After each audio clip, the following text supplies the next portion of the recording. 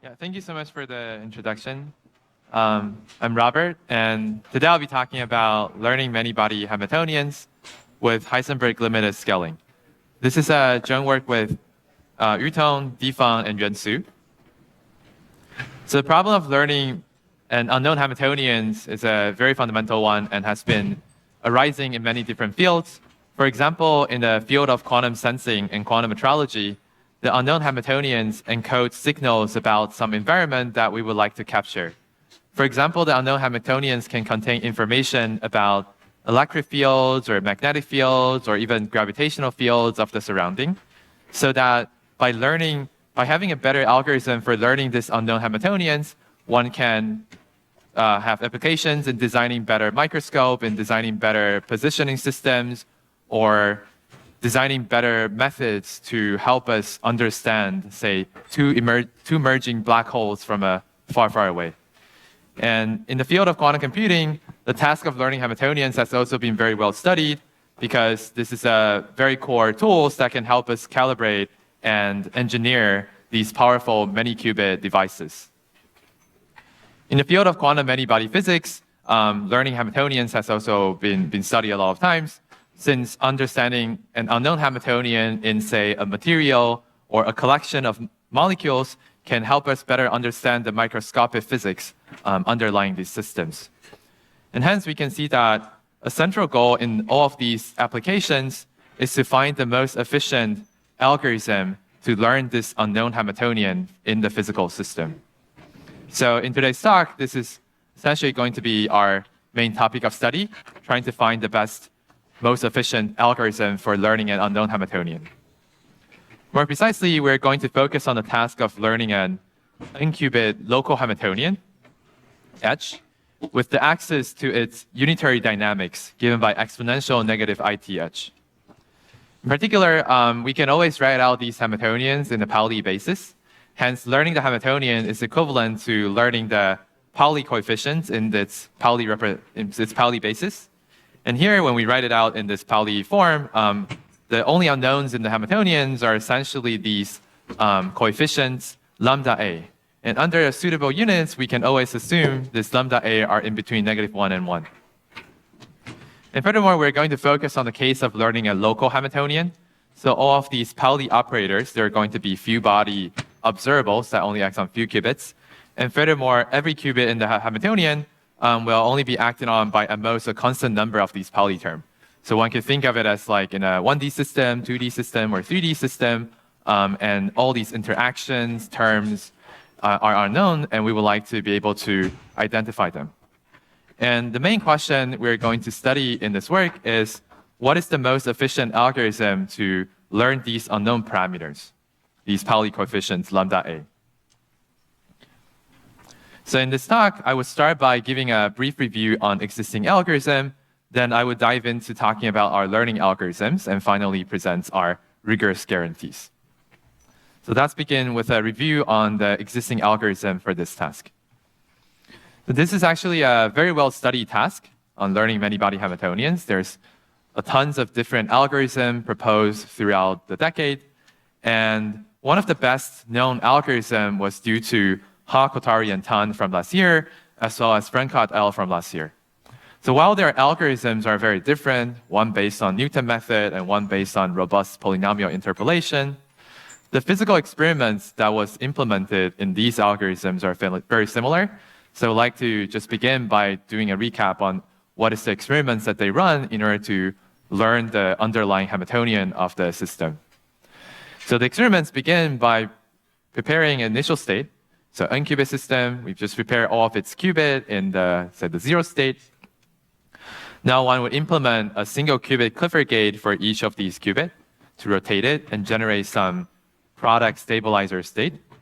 And after these initial state preparation, they propose to evolve under this unknown Hamiltonian for some short amount of time. Typically, the time would be upper bounded by some constant. For example, in HKT22, they consider a fixed time for all the experiments, and in Frankot et al., they consider a varying time so that they can get a better sense on what this unknown Hamiltonian looks like under different time. And finally, they would just perform a Pauli basis measurement that measures all the qubits and to get information about the unknown Hamiltonian. What they would do is they would repeat this process for many, many times. And now, given this whole set of experimental data, they would utilize them to reconstruct the underlying Hamiltonian. And as I mentioned earlier, one of them uses Newton method and one of them uses a polynomial interpolation to reconstruct the Hamiltonian, or more precisely, to reconstruct all of these Pauli coefficients lambda A, which are the unknown parameters in the problem. So in their paper, they proved that in order to learn these parameters to epsilon error, one only requires order 1 over epsilon squared total evolution time and a number of measurement experiments. So the total evolution time here is essentially the following.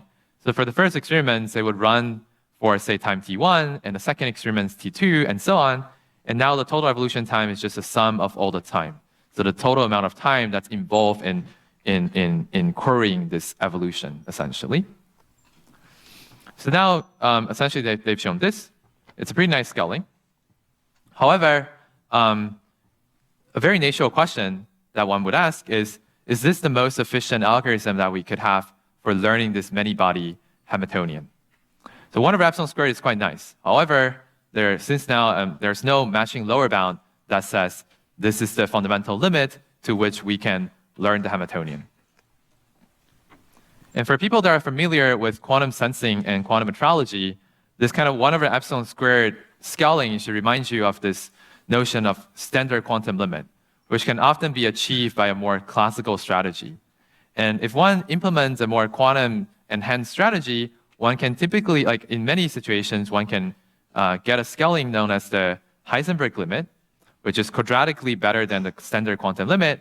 And in this case, it would suggest a scaling of order 1 over epsilon instead of order 1 over epsilon squared. However, for the case of learning many-body Hamiltonians, an algorithm that saturated this scaling was not known. However, for a simpler setting, such as learning a single qubit Hamiltonian with only one unknown parameter, lambda z, there are two main strategies for achieving the Heisenberg limit. That is, to achieve this order 1 over epsilon total evolution time. The first strategy is using essentially a form of phase estimation based on a long-time coherent evolution under this unknown Hamiltonian. So the quantum enhancement essentially comes from implementing a time that scales as order 1 over epsilon instead of just a constant in order to enhance the signals so that we can learn lambda to an epsilon error quadratically faster. The second strategy considers entanglement. So in this case, one would consider k copies, like many, many copies of the system, around order 1 over epsilon copies of them, and prepare an entangled state across all of these copies. One of the prototypical examples is to prepare a GHZ state across all of these copies. And for each copy, one would implement this unknown Hamiltonian evolution for a constant amount of time. And then after doing measurements and some post-processing, one can learn the Hamiltonian to epsilon error. However, in that case, since every copy uses constant amount of time and there's order 1 over epsilon copies of them, the total evolution time would be also order 1 over epsilon. Despite this works well for like simple Hamiltonians, in the case of this n-qubit interacting Hamiltonians where n is like a large number, like maybe 100 qubit, for example, these two strategies becomes quite tricky to apply. For the first strategy, if the Hamiltonians is really quite generic and chaotic, then if we wanted to implement a long-time evolution, it would generate a lot of complicated many-body entanglement in the system. So now, after this long time, all of these unknown parameters in different parts of a system would get completely mixed up. And after getting mixed up, when you do a measurement, you're just going to get signals that are highly nonlinear functions of all of these unknown parameters. And hence, it becomes very hard to identify and reconstruct what the underlying Hamiltonian is from long-time evolution. And for the second strategy, it's very important to figure out what's the right entangled state one should put in. And in the case of this n-qubit general interacting Hamiltonian, it's also unclear what kind of entangled state we should implement in order to achieve the Heisenberg limit. And furthermore, having a large number of copies of this n-qubit system is also very hard to realize in practice. So now what we would like to do is to see how to overcome this kind of barriers and design a learning algorithm that saturates the fundamental limit in learning Hamiltonians. And that's essentially what's being achieved by our learning algorithm. So in our learning algorithm, it heavily relies on this technique known as the reshaping technique. It's a very simple technique that arises from Hamiltonian simulation. So the idea is the following. Suppose we are given the ability to evolve under an unknown Hamiltonian edge, such as in this setting, where we can just evolve the Hamiltonian. The reshaping technique essentially tells us that we can utilize this ability to create a new ability that allows us to evolve under a new unknown Hamiltonian H tilde given by this identity for any unitary UK and any positive weight WK. So to see that this can be achieved, let's look at this identity closely. So for each of these summands, this WK, UK, H, UK dagger, if you wanted to do an evolution, time evolution of this operator, this can be achieved by first applying UK dagger, followed by an evolution under H, and then ends with UK. And hence, it means that for each of these summands, we are able to perform its evolution. And now, if we wanted to implement an evolution under H tilde, that can essentially be achieved by Hamiltonian simulation, such as the Q-drift approach, which is a randomized product formula, or the trotterization approach. And by combining them, it allows us to implement exponential negative IT H tilde. And that's essentially how the reshaping technique is done. And now let's see how this could be useful in the task of learning this unknown Hamiltonian H. So the experiments that we do is given as follows. The first operation is the same as the previous algorithm. We just prepare some product state. We start with the O0 state. We implement some single qubit Clifford gates on each of the qubit. And now it generates a product stabilizer state. And then the next step is also the same. We just evolve under the unknown Hamiltonian for some short amount of time. But now the following step is different. So the previous algorithm that we just perform measurements and then analyze the data. And here what we're going to do is we're going to apply a layer of single qubit Pauli gates, followed by evolution, followed by the Pauli gates, the evolution, and then we just keep repeating it. So now we have this long sequence of interleaved operation between evolution under this unknown Hamiltonian as well as a layer of single qubit Pauli gates. And essentially what this interleaved sequence, this long sequence of operation would implement is this reshaping idea. So basically, despite being only implementing the Hamiltonian evolution followed by dressed by these Pauli gates, we can essentially reshape the Hamiltonian evolution H into a Hamiltonian evolution under H tilde for some long time T tilde. So essentially using this reshaping technique that I just mentioned. And now by properly choosing how the reshaping is done, like what's the WK and what's the UK, we can essentially impose an additional promise to the reshaped Hamiltonian H tilde. So originally, this Hamiltonian H that we wanted to learn is just it's a very general interacting Hamiltonian. But now in this reshaped Hamiltonian, we can put in this additional guarantee that each of the few body region is now being completely isolated and has known eigenvectors. And then essentially what we're implementing now is a long time evolution for this special Hamiltonian H tilde that has this additional guarantee. We still don't know what H tilde is, but this promise allows us to be able to learn it much faster. And now what we do is we just we perform a Pauli basis measurement at the end. And together, by choosing different input state and performing different Pauli basis measurement, we can essentially use that whole data plus this additional promise to show that we can learn this new Hamiltonian H tilde with the Heisenberg limit. That is this 1/epsilon scaling. So the way we do it is essentially this strategy one that I mentioned by utilizing phase estimation with a very long time coherent enhancement. And then we can get this Heisenberg limit, which is more of a quantum enhanced strategy. However, that only tells us about H tilde, but not the original Hamiltonian H. And knowing H tilde actually doesn't give us sufficient information about what H is. So what we're going to do in the full learning algorithm is the following. We're going to consider different type of reshaping to change the original Hamiltonian H into different reshaped Hamiltonians, H1 tilde, H2 tilde to HK tilde, where K is just some constant. And now what we're going to do is to use these experiments to learn all of these reshaped Hamiltonians with Heisenberg-limited scaling, and finally aggregate all these learned information to reconstruct the underlying many-body Hamiltonian edge. So now we can look at the rigorous guarantee achieved by this learning algorithm. So in the paper, we proved the first theorem, stating the following. First, we showed that this learning algorithm that I just described is very robust to state preparation and measurement error. Basically, the initial state that's actually implemented in the lab can be very different from the ideal product state we wanted to prepare. The trace distance can be constantly far away, but all we need to guarantee is that in each of the reduced density matrices, they're quite close, up to some constant error. And the same also holds for measurement. And now, given this setting, we can prove that after a total evolution time of order inverse epsilon log inverse delta, the learning algorithm can obtain a model of this many-body Hamiltonian such that the algorithm can then utilize it to produce estimate for all of these different unknown parameters. Basically, for each of the parameter lambda a in this Hamiltonian, we can obtain an epsilon approximate estimate for it with probability at least 1 minus delta. As you can see, epsilon is the error and delta is the failure probability. And furthermore, the number of experiments that's required by this algorithm is very low.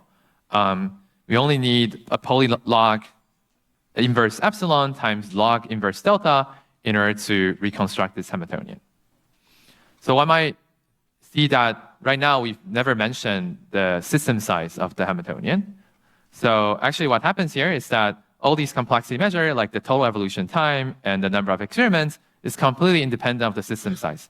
So even if you have like a million number of qubits or just one qubit, the algorithm essentially has the same kind of resource scaling. You just need to run this polylog epsilon inverse and log inverse delta experiments and this evolution time to learn the underlying Hamiltonian. So it's very scalable. We can also compare it with the previous best-known algorithms. So in terms of the total evolution time, we see that the previous algorithm has this standard quantum limit scaling, which is 1 over epsilon squared. On the other hand, our new algorithm achieves this Heisenberg limit, which has this 1 over epsilon scaling, so a quadratic speed up. And in terms of number of experiments, the previous algorithm also again has 1 over epsilon squared scaling, but now this new algorithm only requires polylog 1 over epsilon. So in terms of log 1 over epsilon, that's a superpolynomial speed up. Now for the second theorem, in our paper, we also prove a lower bound to this problem, which shows that for any learning algorithm that is robust to state preparation and measurement error and can conduct whatever kinds of experiments that it wants to access this unknown Hamiltonian, we prove that if the learning algorithm can produce an estimate that is epsilon approximate to the true value with high probability, 1 minus delta probability, then the algorithm must use a total evolution time of at most at least epsilon inverse log inverse delta. And hence, one could see that this lower bound matches exactly with the upper bound of our algorithm, saying that for the task of learning many-body Hamiltonians, or local Hamiltonians, our algorithm is asymptotically optimal. And in order to achieve this theorem, we utilize this technique, learning tree representation, that was recently widely used in the learning theory, the quantum learning theory community, by essentially showing that for all kinds of adaptive experimental design, this kind of resource scaling is required. So now to conclude, in this work, we give the first algorithm to achieve the Heisenberg limit, which is this 1 over epsilon scaling, in learning an unknown n-qubit local Hamiltonian with many parameters. And with the lower bound provided in the paper, this essentially establishes the asymptotic optimality of our proposed learning algorithm. However, despite the progress, there are still many open questions remain in this field. One of the important ones is, what about non-local Hamiltonians? So here we focus on local Hamiltonians, but we don't know how to achieve Heisenberg limit yet for non-local Hamiltonians. And it's also very important for a lot of the applications that I mentioned to find more efficient learning algorithm for learning fermionic or bosonic Hamiltonians. And finally, if you're more ambitious, and a big open question is there a hope that we can learn an arbitrary Hamiltonian with just a bounded spectral norm with the Heisenberg limit? And that's it for my talk. Thank you so much for listening.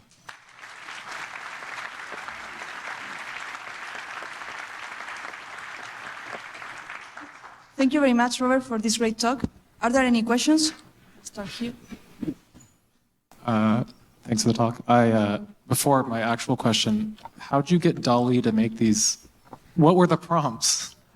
I always ask it for quantum or atoms, and it doesn't know what they are. Yeah, that's a good question.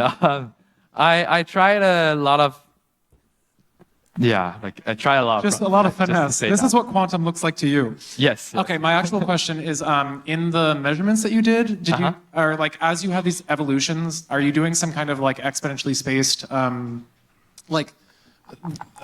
of what I'm understanding from what you're saying is that you're trying to kind of isolate certain parameters and then learn them optimally in like this, the Heisenberg-limited way.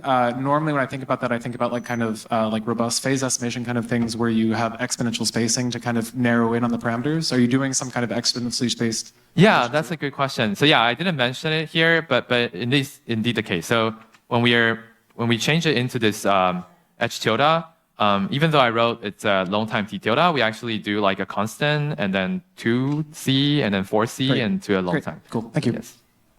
Yeah. Hi. Thank you for the very nice talk. So here. Oh. So I would like to know, like in the previous slide you just opened. Yeah, exactly this one.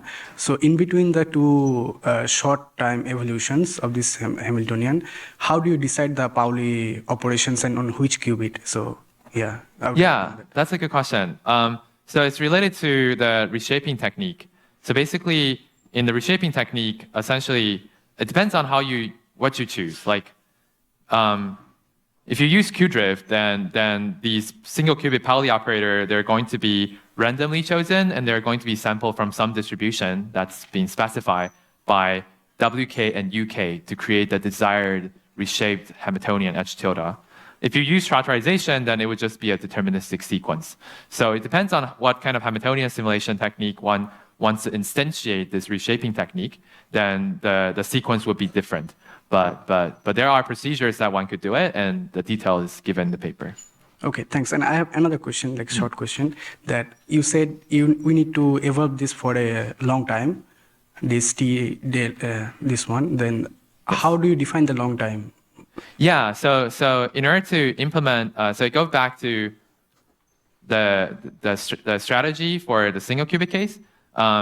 It's a similar here. Like in strategy one would essentially do a long time coherent evolution of roughly 1/epsilon. So that's the same in our case. We're going to evolve it for roughly 1/epsilon, and that's a long time simulation. Hi, thanks for the very nice talk. I have another question about the reshaping procedure. Yes. I'm just wondering if you can give some intuition for how you ensure that H tilde has isolated regions starting from a totally arbitrary local Hamiltonian. Is it just a matter of like brute force iterating over U's and W's until you get something that empirically looks isolated, or is there something more clever you can do? Oh, yeah. So not just empirically. I mean, in order to prove the theorem that we described at the end, we have to show that for any Hamiltonian we can always do it. So the way we do it is to really find a more, because we also don't want the capital L here to be too large. So if there's like this n-cube Hamiltonian, naive way of doing reshaping would actually give rise to an L that grows exponentially in the system size, and then things would start to blow up. So essentially there's some clever trick that we employed in the systems where we can just select L to be a constant, and then it can achieve the reshaping into a new Hamiltonian that's fully isolated and provably so. But it's kind of a little bit, it's not that complicated, but it requires some more detail, but it's all like fleshed out clearly in the paper. So let's maybe take the last two questions. There's one there. Okay, so could you talk about how this relates or contrasts with average Hamiltonian theory, in that if you're assuming that the Hamiltonian could be written in a Pauli basis, by applying these Pauli gates, you're effectively choosing which terms have trace zero and which ones don't have trace zero. And so those terms that have trace zero average out quickly to zero, while those that don't have trace zero continue to have an amplitude in time. You mean when you say trace, sorry, what do you mean trace zero? You mean the PA? Or So your Hamiltonian, when you multiply it or conjugate it by your Paulis between the time sequences, yes. in effect, you're selecting which Pauli terms to keep, because some of them will end up being trivial Yes. and other ones will still be active. Yes. So could you discuss how this relates or differs from average Hamiltonian theory? Oh, I would say Because- that there's a lot of relation between the two. Like, I would say, in a sense, this reshaping can be thought of as a form of these kind of average Hamiltonian theory. So they're closely related. And Yeah. I just see, to some extent, that you're proving tight bounds on average Hamiltonian theory, I guess, to me. Yes. I mean, the reshaping is, yes. I would say there's a lot of close relation between the two, and we try to show that this average Hamiltonians under approximation actually can be used to achieve the final result, like the theorems. Okay, thank you. Okay, sorry, I know there are a lot of questions, but I saw one there before, right? Thank you for your talk. You mentioned right at the end you had a lower bound for evolution time. I was wondering if you also had a lower bound for the number of experiments or looks into this? Sorry, could you repeat the question? You mentioned right at the end of your talk you found a lower bound for the total evolution time. Yes. Did you also consider looking into lower bounds for the number of experiments required? Yeah, that's also a good question. Right now, I would say we don't really have a good bound for the total number of experiments that's required. It's mostly focused on total evolution time, since that's also how like Heisenberg limit was described. Because in terms of the number of experiments, we can actually kind of go beyond Heisenberg limit to get like a Pauli log 1 over epsilon. So we didn't really focus on it. But I think it's possible to show like some lower bound of log 1 over epsilon, perhaps also times log 1 over delta for the number of experiments. It would not be matched up, because here the algorithm requires Pauli log. But I think a lower bound of log times log 1 over epsilon is necessary. So there's still a little bit of gap. That's what I know so far. But yeah, I don't think that it has been formally written down. The result that I mentioned is just like in my head. Okay, so sorry, but in the interest of time, we have to move on to the next talk. So let's move further discussion to the breaks, and let's thank Robert again for this break.